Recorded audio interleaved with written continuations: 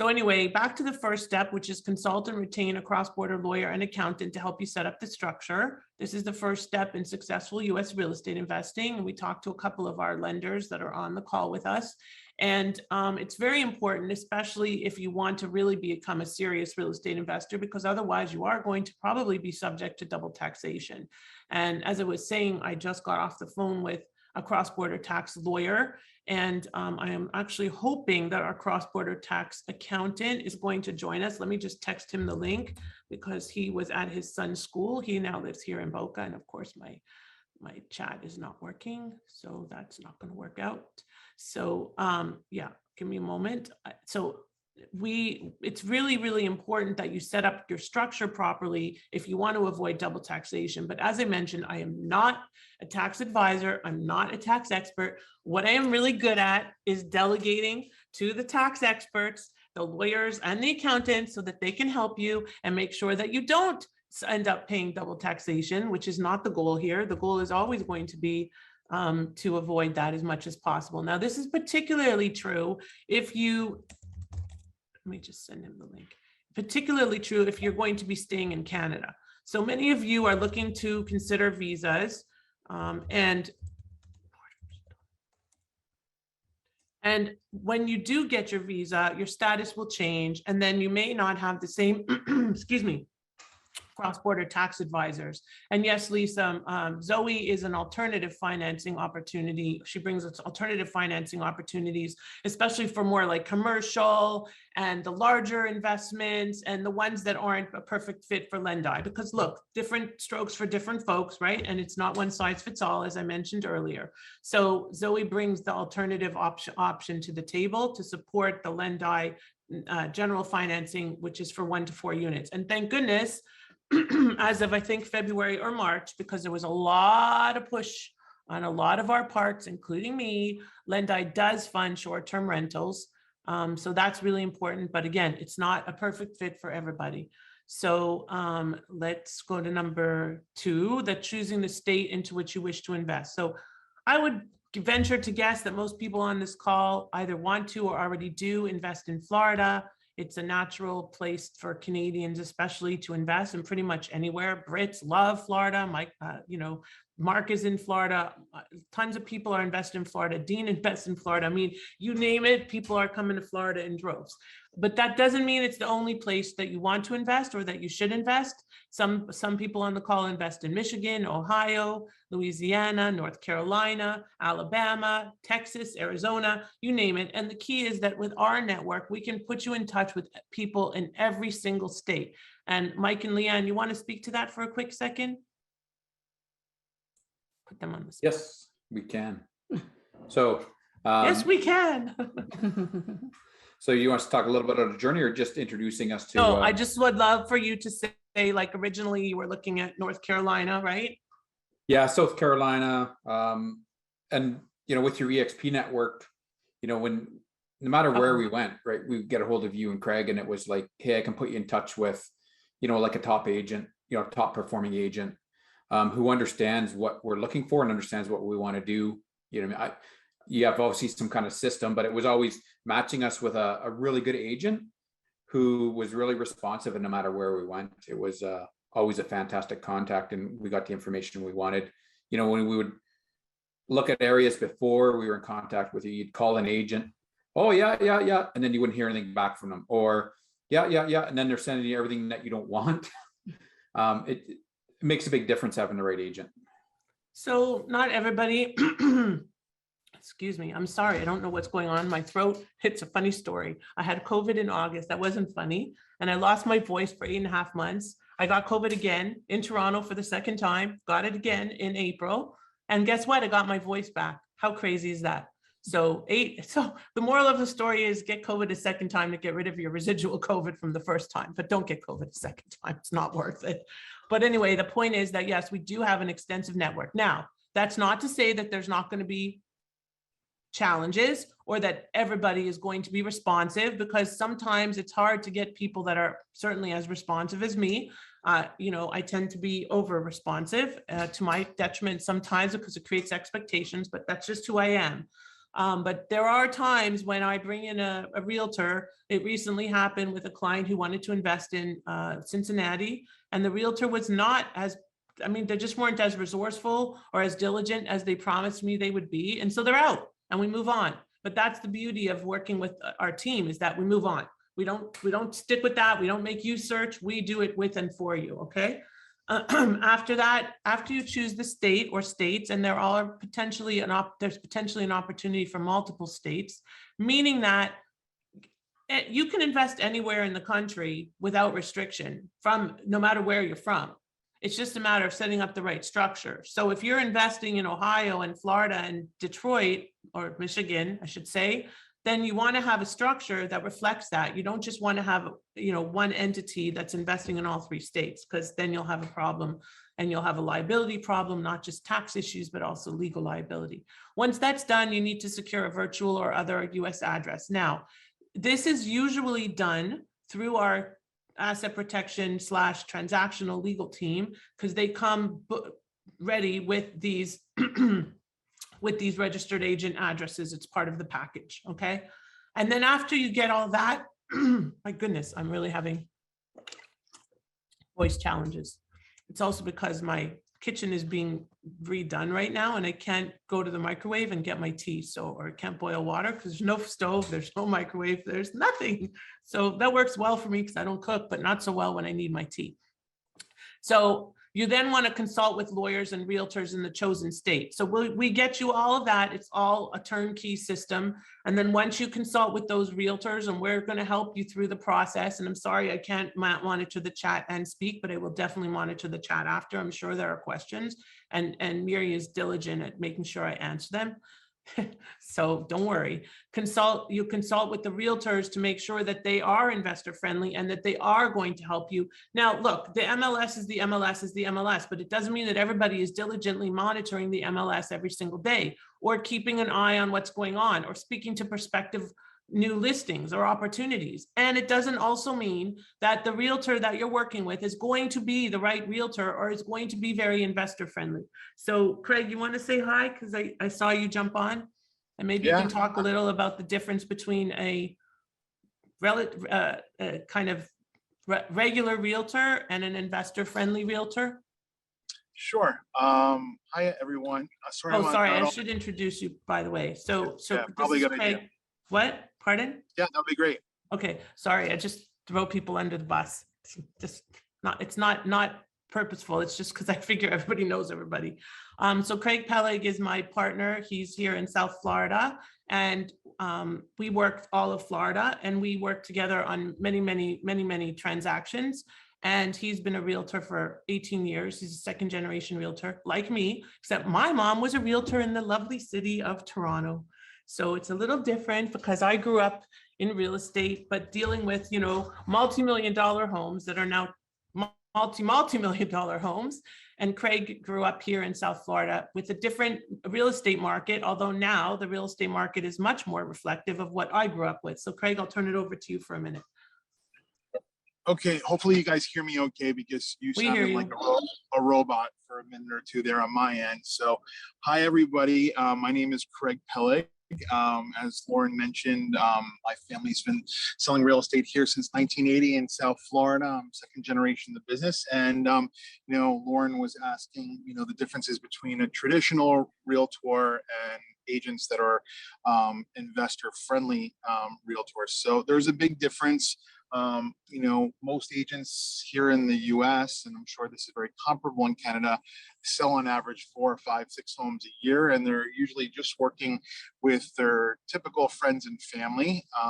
And 90% of the real estate done here in the US are done by the top 10% of the agents, and most of those agents have a good sector of their business is focused on investment real estate. Our particular team has done a lot of work with investors over the years.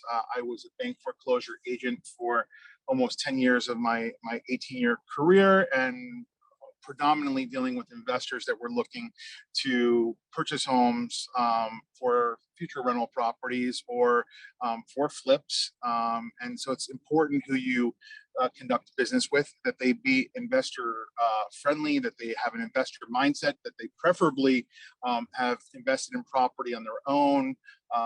It makes a big difference of who you work with.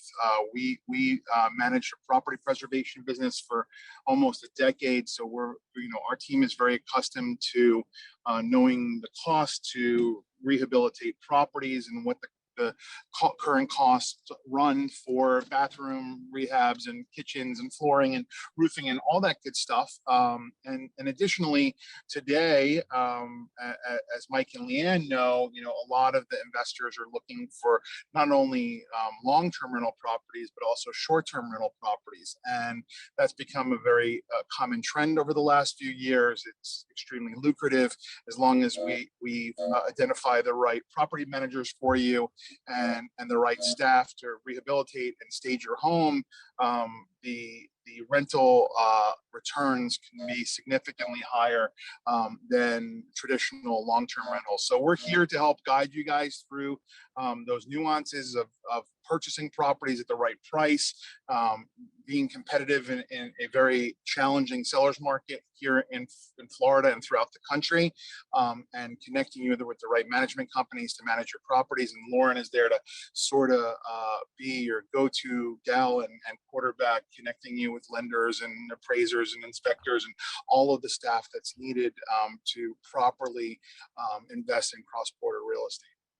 Thank you. Okay, Yep. so thanks for chiming in. So that's really important, especially in the seller's market, because you want to be creative and you want to be aggressive. And if you sit back, you're going to lose the deal. And that's just what's going on. And so especially in the short-term rental market, because everybody wants the same properties. There's a reason you're going after it, right? It's appealing to you. It's going to be appealing to somebody else. So that's really, really important. And we make sure that the people that we work with, like Mark, who's on the call as well, is very investor friendly, because he's been working with investors for a very long time. And he's from another country himself. And we always like that because it's kind of been there, done that, saw the movie, whatever. So thanks for joining us. So, Lauren? Yeah. Blame me as well. Yeah. I just Sure, want, can I, sure, Mike. I want to give a quick kudos to Craig. We did. Oh, I have to shut you up. I can't let you do that. No, I'm just kidding. We did, 7 or 8 offers, and we kept missing out. And Craig wasn't available in the area, and we were using somebody else. We got on a call. I think we spent half an hour with him, and he kind of coached us what to do and how to write those offers and go back to our agent and say, do this, do that. We went back, we gave our agent the information Craig gave us. And lo and behold, we landed 2 offers in a matter of about 12 hours. So it was, you can really see how, we missed out on a whole bunch of offers, with somebody. And just by getting a little bit of coaching and adding those, some of those keywords in there, we're able to land 2 within a couple of hours. So it makes a huge difference. Thank you. It definitely does. And the other thing to remember is that so one really big benefit of working with a company like I do with EXP and being the chair of the International Investment Committee is having access to really creative realtors. Not everybody is. Some people just want to work with buyers and sellers. But when you work with investors, it's a different model, and you have to be creative and aggressive in order to accomplish your goals. And don't think that because we are not in the specific area that you're looking, we don't have access to that area, because we do. So be open and talk to us and we'll help you. And that's kind of the story. Next. Lauren, yeah. Is there any way I can ask you a question? Somebody was, there's a lot of people making connections in the chat, which is amazing. I see.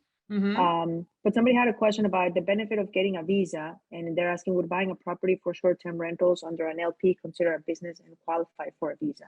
So I think that's important because people might be wondering about that. So the short answer is yes and no. See, I learned that in law school. That's the first thing you learn. Always answer a question. Well, it could be yes, or it could be no, or stuff like that, right? That's the typical lawyer answer. But it's really true, because first of all, one short-term rental property alone will not qualify for a visa unless you have like 50 units, okay? The difference between what will qualify and what won't qualify, and Dean knows this because we've talked about it extensively, is a passive investment will never qualify. An active business will. My superpower rests in transitioning a passive real estate investor to an active real estate portfolio developer, right? And that latter one is the one that's going to qualify for a visa. Yeah, it depends. Exactly, Adele. It depends. Did you go to law school too? Don't tell me that. We're done. That's it, man. I'm going to keep you here for a really long time. But anyway, it depends. It does really depend. And what we can do is figure out a way for your investment that you may already have to potentially be part of your visa strategy. Now, Mike and Leanne are going to talk about what they're doing in Orlando. And I have developed a kind of, I guess you could call it a kind of a hybrid of what they're doing and something that I had created last year to allow for those types of properties to qualify for visas. And so there are ways to make it work, but it's not, again, just like here's the model, here's how you do it, okay? It's each property, looking at the returns, looking at the investment, looking at the staff, looking at the opportunity, looking at the additional streams of income, creating the model that works.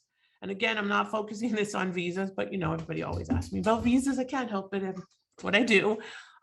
But there are ways to use real estate, and that's actually a signature program, is how to immigrate through real estate. So whoever did ask that, Mary, let's follow up and see if we can help them and get them on a strategy call to discuss next steps on that.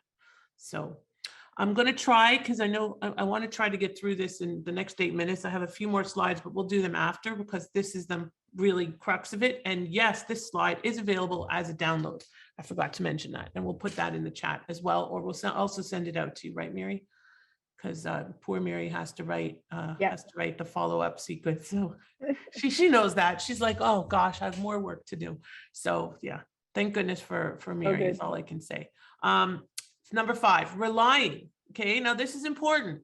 Relying on professional, legal, and other guidance to set up the entities. So don't just get the advice. Listen to the advice, because it doesn't help you to have somebody say, well, you need to do this and this and this, and then you do that, because that kind of defeats the purpose of getting the advice. Okay. And the key is that you want to avoid, or as much as possible, double taxation. Okay. And I don't advise on that. I have an advisor that advises on that, and he hasn't joined yet. So I guess his kids are still graduating. So it's okay. I'll forgive him. Next is, you can't do much without an EIN number in the States, an employer identification number. An EIN is specific to each entity. So if you have an LP or an LLC or a corp or whatever, you need an employer identification number for each entity. It's very different, because I don't think they have such a thing in Canada. You have numbered companies, but the EIN is like the social security number for the company. And you can't do anything in the US without that EIN. You cannot open a bank account. I don't care if you have 400 companies, without a tax ID, they won't open a bank account, because you have nothing to identify the business, okay? So that's a very important step. It does take some time, especially the first time or two that you're doing it as a Canadian, but after that, it does move more quickly.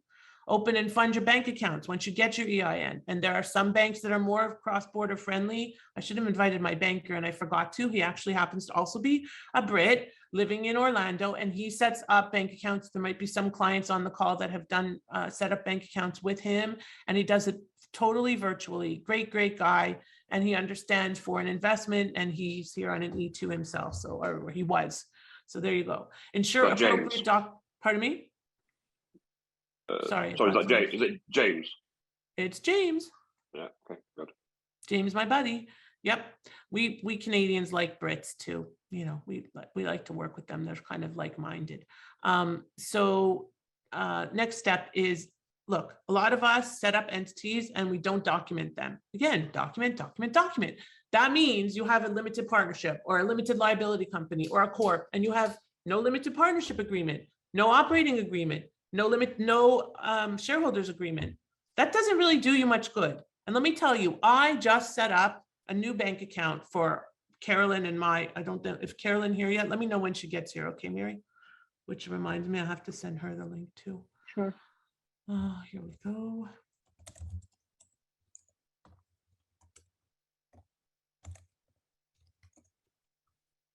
Okay.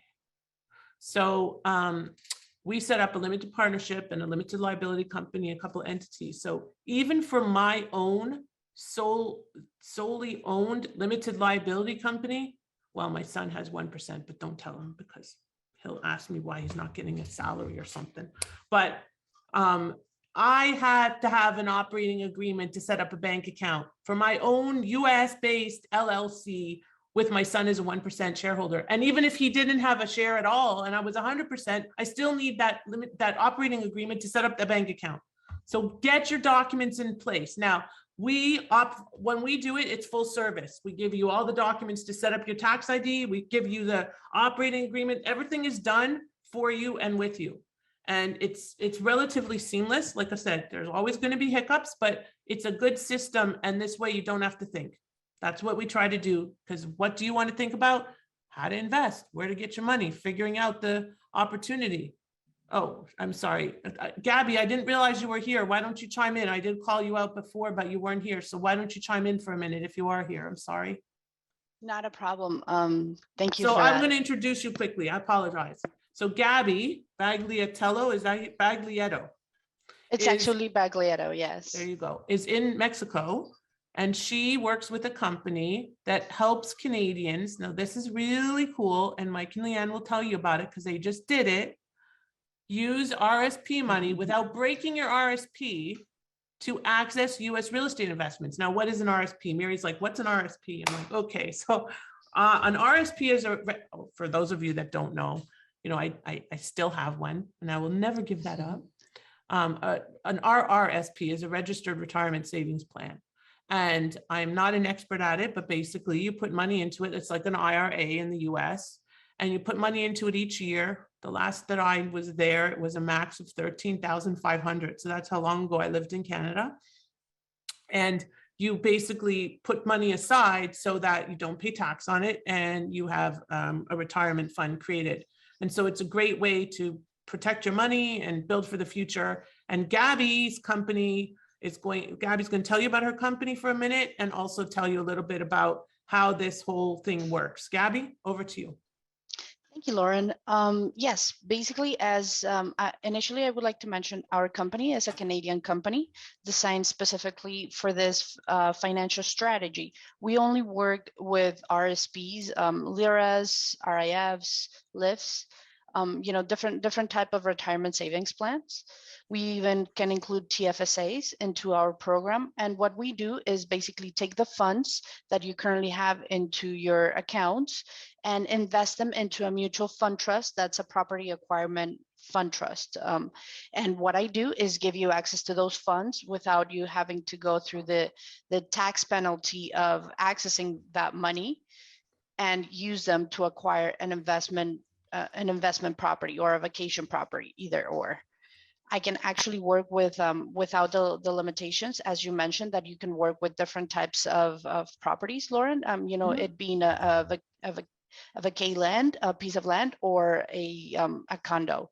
I can go from one to another without a problem.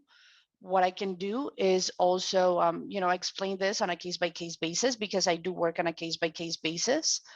And I give you 4 different brackets of 5 years each for you to do this this whole transaction and have that amount of time to pay it back at essentially 0%. I would be able to discuss specific numbers without a problem, as what I do is also ask for an 8% of the principal amount that's still owed to be kind of added into the partial payments annually that we ask you to make to pay this amount back. I don't have any type of early payment fees, and I don't have any further hidden management fees afterwards. I have 2 fees at the beginning of the transaction, which can be added to the loan. That way the client does not incur into any out-of-pocket expenses. And it's relatively inexpensive, really. It's an amazing program. And it was brought to us by Janie and Kyle, who are, I'm not going to tell any details, but they are a wonderful team as well that I originally met like 4 years ago at CEO Space, for those of you that know of CEO Space, and they are significant real estate investors that are building an amazing tribe. And I met Gabby through them, and Gabby's company also helped Mike and Leanne to achieve their goal in the US, which they'll talk about in just a moment. So Gabby, thank you. I understand that you can't stay, but hopefully I think this will be well worthwhile because everybody's interested in finding out how to use their RSPs to accomplish this. So I think there'll be a lot of opportunity.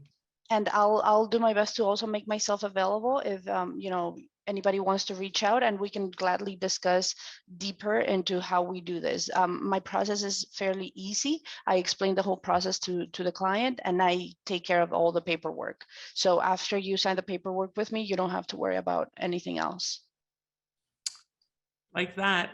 That's what you call white glove, right? So thank you, Gabby, for joining us. Thank you for giving me the time, Lauren. Of course. So I'll flip back to number 9 on the list because it kind of fits in with the RSP stuff, which is secure appropriate financing for your investments. How do you do that? Well, you access RSP money, you access funding through people like Michal and Zoe and others. And you probably don't really, yes, Tola, I will be at the XP conference in June. And actually after that, I'm meeting Adele and her partner, John. So yes, I will be there. But it's you can't do this without money. And you don't want to you can't make an offer on a property without proof of funds. So you need somewhere to get the money, and you need to leverage other people's money. So let's figure out a way to do that. And we can use RSP money, and we can access money through Lendi, through Zoe's various brokerage opportunities, and through some other resources that we have. We do have a resource page on on one of our websites, which we will share with you as well when we send out the recording. As much of the recording as there is to send out, because unfortunately I forgot to record, which isn't like me, but it does happen. So last but not least, back to kind of the number 4 is work with licensed realtors to develop and implement your strategy. Now, licensed realtors also have access to off-market properties. So don't think that it's just you know, MLS or listings that you'll have access to. It is also off-market properties. They might know of a pocket listing, might know of opportunities, but you know, you don't have to be married to anyone, especially when you're on the buy side. You want to be sure though to at least show some level of loyalty because they are working hard for you. As a realtor, I can tell you that even though I'm not really working with the buyers or the sellers, I'm always managing the process and making sure that those realtors are doing their job, or guess what happens? You get in big trouble and I beat them up, sometimes literally. But we won't talk about that. That's another story, right, Mike and Leanne? That's how I broke my toe. No, I'm just kidding. All right, so I am going to stop sharing my screen, and I'm going to try to let Mike and Leanne share their screen for a quick moment so they can share a little bit about their story. Let me give them co-host ability. Let me see. Here we go. All right, you should be able to share your screen now, guys. Yeah. Perfect. Can you see it? We can see it. Perfect. So just very quickly, we're going to go through where our real estate investment journey started and where we are currently. So first and foremost, we had our aha moments, which everybody really truly does. From the day we met, Mike wanted to buy rental properties, and I always found an excuse to say no, family, you know, whatever, nope. And then we had some aha moments. In 2014, Mike was restructured and lost his job at Nestle Canada, that job that you thought was like the perfect job. He lost it. It refocused us. He got, you know, another job shortly thereafter, but it was kind of that, what now, right? In 2017, I had my aha moment. So I moved companies to further climb the corporate ladder in January of 2017. In the spring of 2017, there was a feeling in my gut, things were not going well with the company. I felt they were making wrong decisions and, you know, things were happening. I was the last one in. Who's going to be the first one out? That was my feeling. So in August 2017, Mike broke me and I said, fine, we will do rental investments. We will do it. In October 2017, we closed on the fourplex, in which you see in the picture here. And in November, almost one month to the day of us closing on that fourplex, I was laid off. So The great part of that was that this fourplex, which we still own, has a positive cash flow of $1,500 per month. So it was a good start. I remember, people said, "Oh my God, Leanne, you lost your job. You just bought a fourplex. What are you going to do?" And we're like, "Thank God we bought the fourplex. We have $1,500 a month coming in now." Right? Like, it's that investor mindset. Yeah. So where did we go from there? We had a bit of a delay. And then in 2020, I'll let Mike take over. We did things the kind of the traditional way. We couldn't pull any more equity because of, penalties. What we thought. So we didn't, we waited. And then in 2020, we covered OPM, other people's money. So it was just a workaround to generate some properties quickly. So we were able to purchase 2 single-family homes in a period of about 4 months. April 2020, at the start of the pandemic, again, we borrowed that money privately from somebody for that down payment. And then again, we did that in July of 2020. And again, we're able to, bring that money in and buy, 2 cash flowing properties, even after we repay our lenders. So each of those properties, positive cash flow, $475 a month. Great. The pandemic hit, prices went through the roof in Ontario. Landlord friendly in Ontario does not exist. So that's when we started exploring options and saying, what do we do now? And I'll rewind just a bit. After we bought our fourplex, going through all that mortgage process, we actually became mortgage agents because we thought, well, if we're doing that, we're going to be buying more. We need to be, increase what we can do with it. So we became mortgage agents too. So we landed on, like Mike said, in 2020, and then we didn't stop there because, like Mike said, we didn't know where to go, but we found the US and we actually went into Detroit. So in June 15th of 2021, we actually closed on our first property in Detroit, and these are all our properties. 2 weeks later, the June 28th, we closed on our second with 100% OPM. Then in September, we went for a third, we got that one. And then sure enough, in January, we closed our fourth with 100% OPM. So we bought all 4 of those properties with cash. And then Lauren was so kind that she introduced us to Lendai, and McCall was 100% amazing with us. And we were able to put mortgages on all 4 properties, pull every ounce of money that we had into it back out, plus a little bit more, I believe, and which was a bonus. All 4 properties cash flow right now, it's about $1,700 US per month. We like that US greenback. And bonus number 3, we're able to use those funds to leverage our next venture, which Mike will talk us through. So welcome to Florida. Little bit different play here in Florida. Going from, houses in Detroit at that 100 to 150K mark to a $735,000 home. Obviously we needed to work with a few different things. We had a pool of our money. What was the next steps? We discovered, Gabby, and we're able to use, again, some of our RRSPs, some of our, we had a private investor again come in with us, some of our funds from our Detroit refinances, and we kind of put that all together.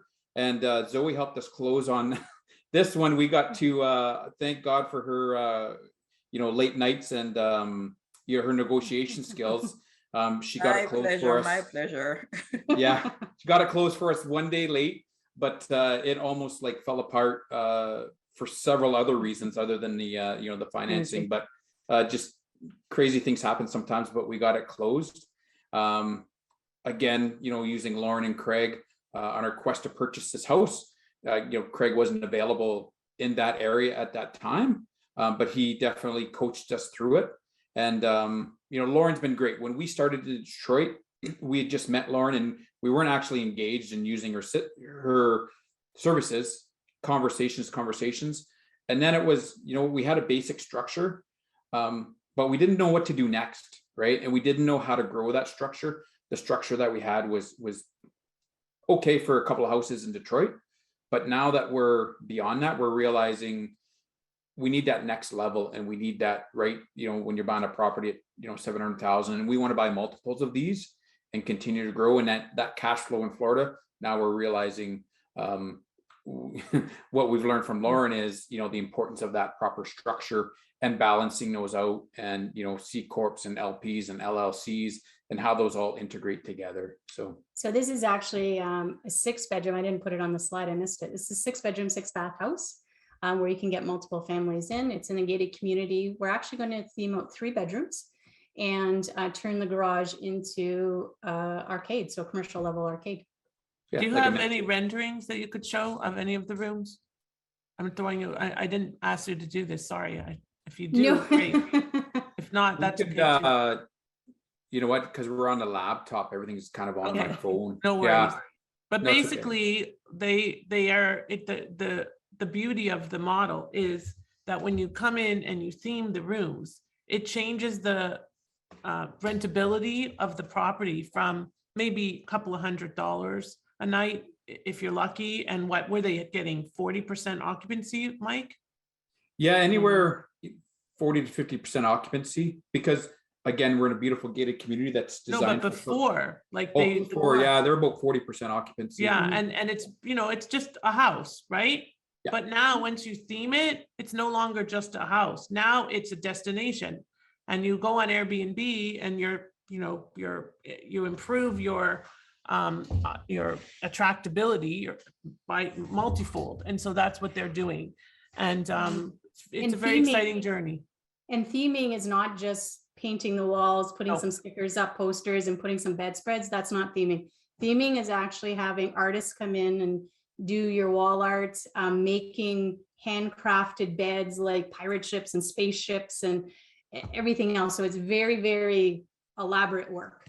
Yeah, and the garage, it's going to be like walking into a mini Dave and Buster's, right? Like it's a commercial air hockey game. It's not a $399 air hockey game from Walmart. You know, it's the basketball game that you're going to see in a Dave and Buster's. It's not, again, you know, a $500 one that you buy at Walmart.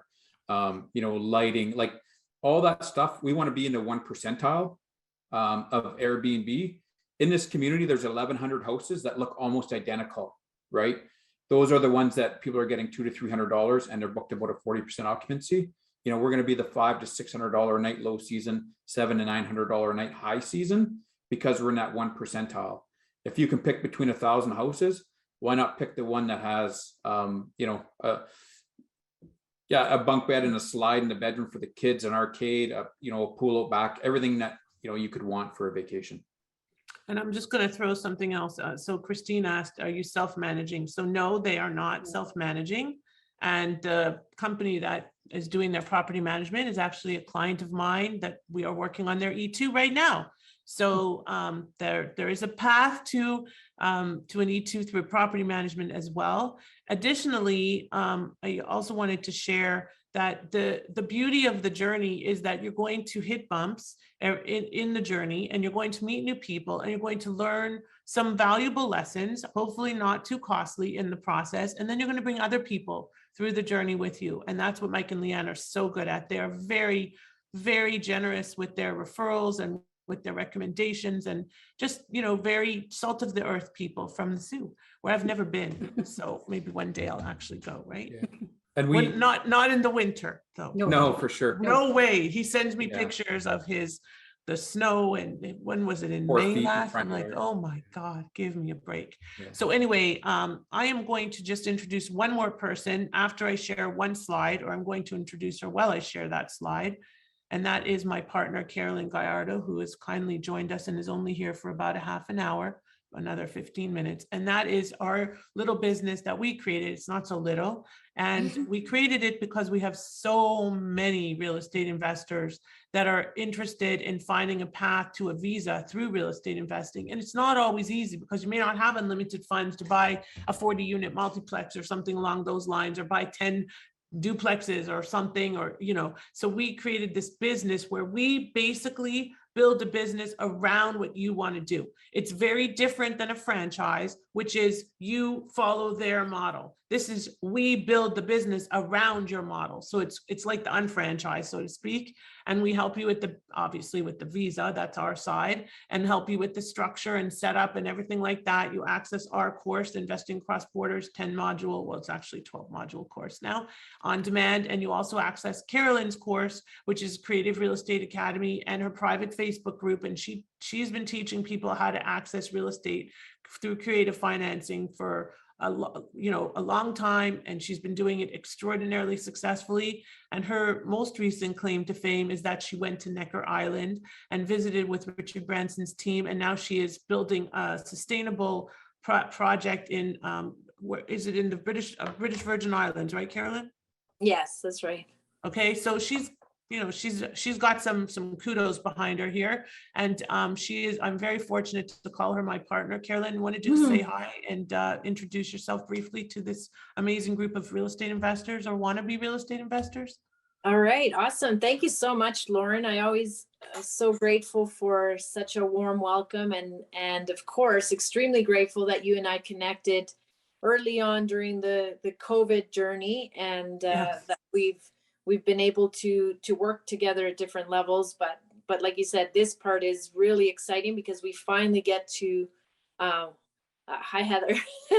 We finally get to actually do something more hands-on together, I would say, because we've both been kind of supporting each other. When I have clients, I refer them to you refer people to Creative Real Estate Academy, and and I've my biggest thing with this program, why I love it so much, is because, like Lauren said, it's about designing this business around the real estate focus that you want to have, and building it obviously so you can qualify for the visa, but making sure that we can create something that's going to be profitable, give you the income that you need, and build out the business so that you can do real estate investing successfully in the US. And so I'm grateful for this opportunity to be working with you, and just how exciting it is with the clients that we have been working with, to see them really get clear on the type of properties they want to have and get excited about finding those properties and the possibilities and the opportunities that are available. I personally love US real estate investing. And actually, this is why when I met Lauren, I knew that we had to first, I was like, no, I need to have you in my back pocket for people wanting to go into the US, because I had to learn the hard way and stumble through a lot of mistakes investing in the US as a Canadian. And so I just love, being able to, again, be connected to Lauren and all her resources and her knowledge and expertise, so that people can transition into the US in a smooth manner, and not have to experience those pitfalls or losses that I had to, that eventually actually pushed me out of doing investing in the US. The portfolio I had, I ended up leaving it to the other business partners that I had at the time. But as Lauren mentioned, I've been able to expand into other markets and do a variety of real estate investing. But I'm grateful that I have this opportunity to help other people build their dream portfolio in the US, and do it in the way that's going to create the foundation so that they're successful long term. And so I'm really excited for that. So Carolyn, thank you. Carolyn works with a company in Canada called Cardia, and Cardia means heart in Greek, which is kind of funny because one of my favorite new clients is Greek. And so, so Carolyn is very, very heart-centered. But I will share with you guys, when we first met, I didn't know that she wasn't so active on LinkedIn. And so I met her through an event, and I reached out to her on LinkedIn, and she didn't get back to me. And I'm like, who does she think she is, not getting back to me? And then I asked for a personal introduction, and the rest, as they say, is history. So sometimes, you'd have to push open some doors to get to where you want to go.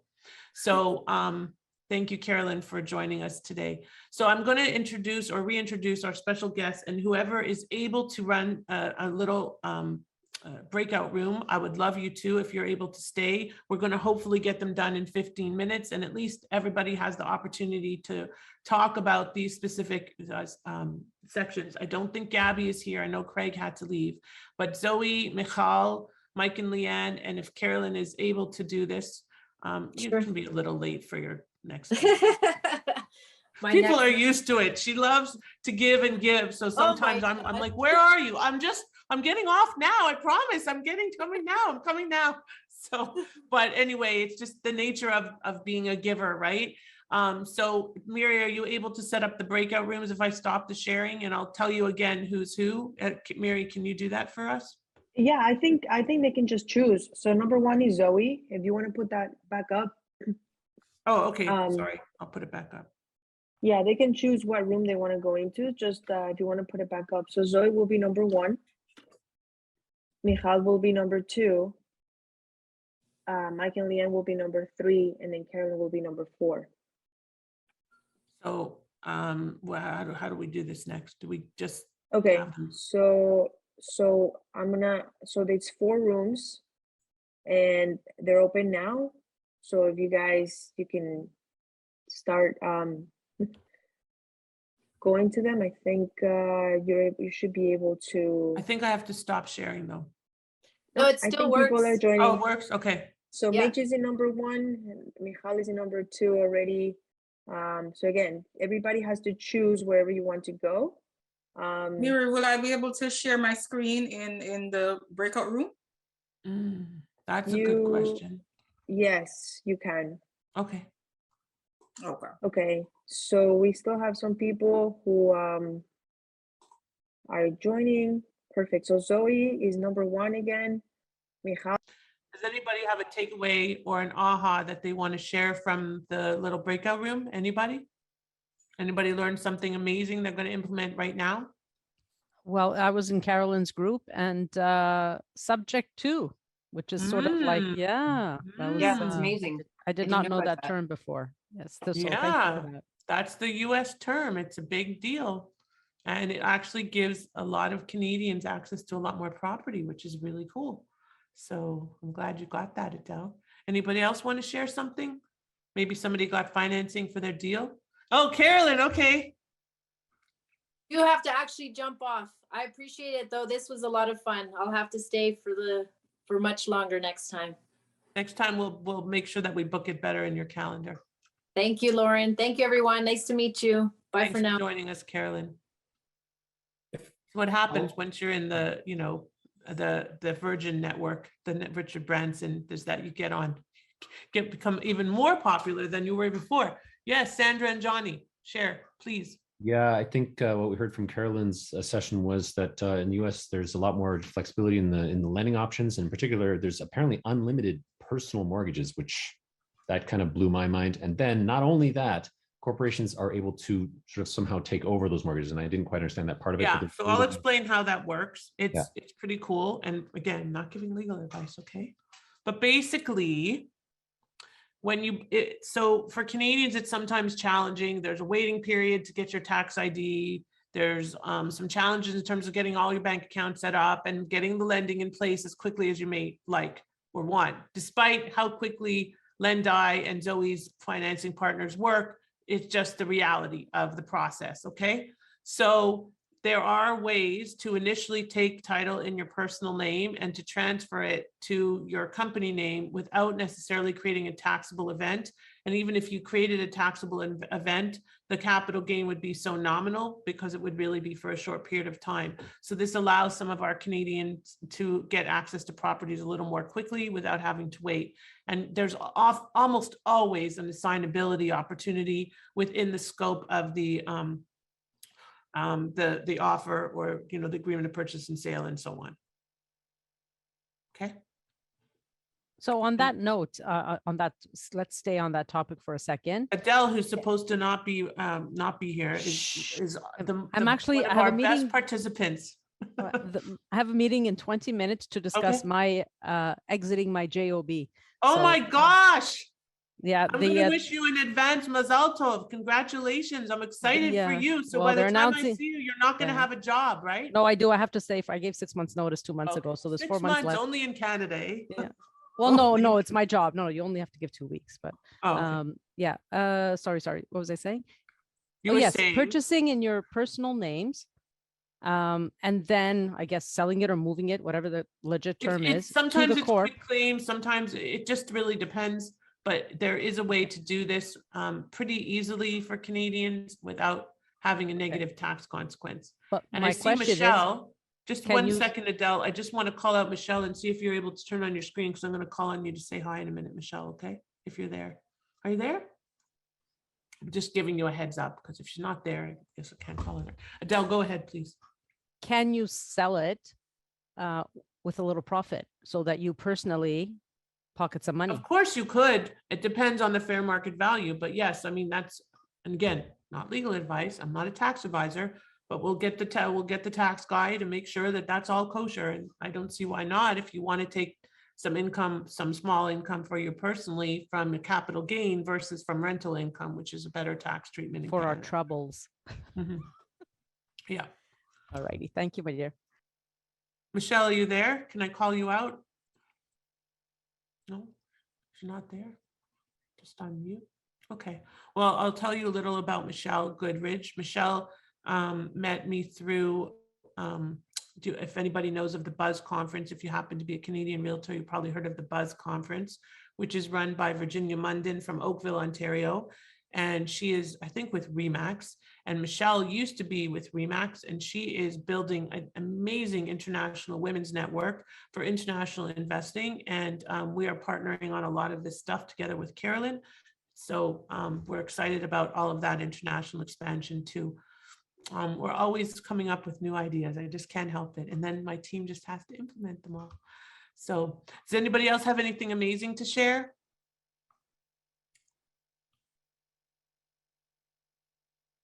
No? I can add. I'm sure. I was going to call on you for sure. I think every one of your referral partners on the call today we've used, and we've all had fantastic experience. Everybody so far has been great. And it's nice having that, you recommend somebody, every time you recommend somebody, it's like, okay, you know what I mean? But now it's each time they've been fantastic. So we just know now that, the recommendations are always going to be good. And we use the currency exchange as well. Yeah. We've used them all. And it's seamless. It was Okay, seamless. that's really what our goal is for our clients, whether you're just investing in real estate or you're also getting a visa, is to create a seamless experience. And again, like I said, there's always going to be bumps because it's a process. And there's always going to be bumps, but at the end of the bump, there's going to be a silver lining. We're going to find you the opportunity to grow and expand your real estate portfolio and get a visa if you so desire. So does anybody have any final comments to make before I close out the mastermind? Or does anybody want to share ideas or share what you're looking for? Or maybe you have a joint venture opportunity that you want to partner in or something like that. This is an open forum. Please feel free. How about you, Lisa? I'm going to call you out because I know that you're not shy. Oh, I have to say, the financing is a big one that we just haven't really known where to start, and having, 3-4 different options discussed in one place. We just got so much value out of this call. So this was amazing. And I hope you do it again. I hope there's a chance to meet with other investors next time too. I think you clearly, by the fact that people are still here 2 hours in, you've done something right, Lauren. Thank you. Thank you. Anybody else? Tejas, where are you from? Well, hi, Zoe. Sorry. Hey, Lauren, I'm here. Oh, I know. You were just referred to me by Francois, right? Yeah, by Mike. Yeah. Oh, by Mike. Okay, cool. And where are you in Toronto? I'm in Metro Vancouver area. Metro Vancouver. Okay, so yeah. There's another Vancouverite, so you can join Lisa and Troy's group and meet them in person, which I don't get the opportunity to do. So, Kevin, where are you located? Kevin Wright. Oh, hello. Apologies, it took me a minute. How's it going? Yeah. Hey, first of all, I just want to say, fantastic event. This is Thank really, you. really good, Lauren. First Thank time you. that I've attended one of your events. I'm Oh, so glad. really? Oh, Yeah. okay. If I had, Hopefully it won't be the last. no, it won't. I would have been on a ton of it. This is the first time I had made time from work. But at any rate, Dallas, Texas. Oh, Dallas. Okay, so you're Yes, American, or you're from Canada, or you just like working with Canadians, or you're a realtor, or what's the deal? Well, I'm a business finance analyst. Oh, So if someone is trying to get money for any type of business or franchise or make an acquisition, most people are referred to a banker, or they have a business broker who has relationships with bankers. The challenge, though, is people apply the way lay people apply, and that's different from the way an analyst applies.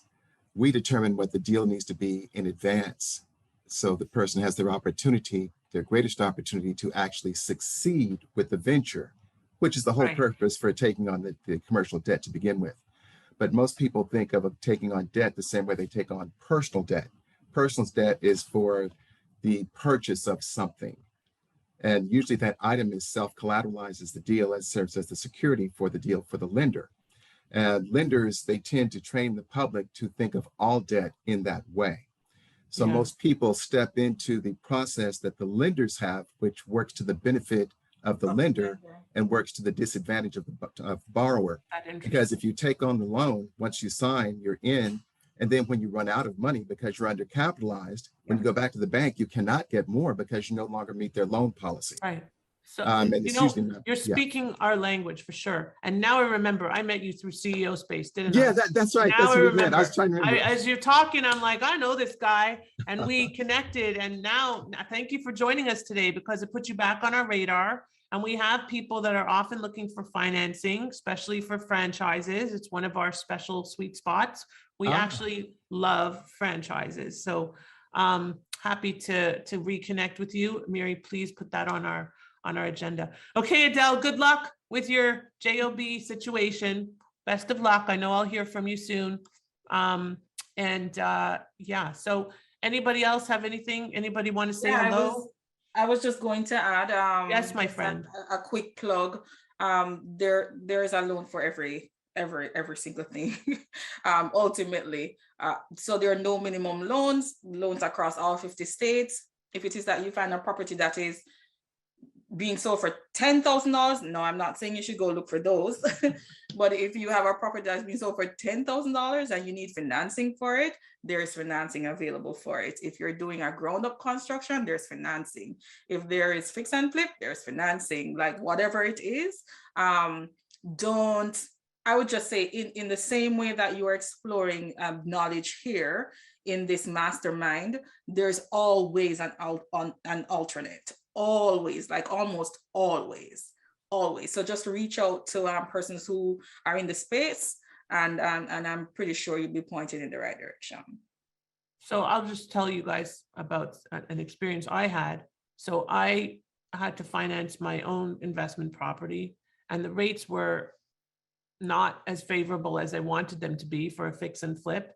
And it's because I did not speak to Zoe about it, I'll admit. And so the next fix and flip is definitely going to be funded through Zoe.